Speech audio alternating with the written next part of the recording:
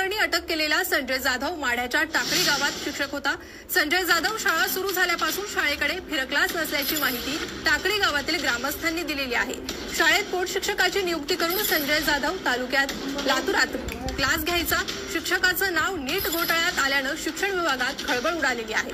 तर संजय जाधवाच्या पाठीमागे कोण? टाकळी गावातील ग्रामस्थांनी हा प्रश्न उपस्थित केला आहे।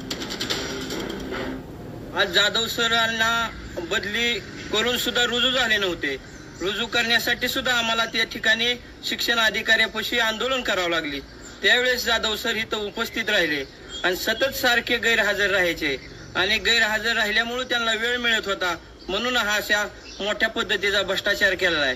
ही नीट परीक्षा आहे, त्याची सखोल चौकशी झाली पाहिजे आणि जिल्हा परिषद मध्ये गैरहजर राहायला कोण कारणीभूत आहे, कोण जबाबदार आहे, हे कोण नेते मंडळी अधिकारी ह्याच्या पाठीमागे आहे, ह्याची सुद्धा चौकशी सखोल होणं गरजेचं आहे।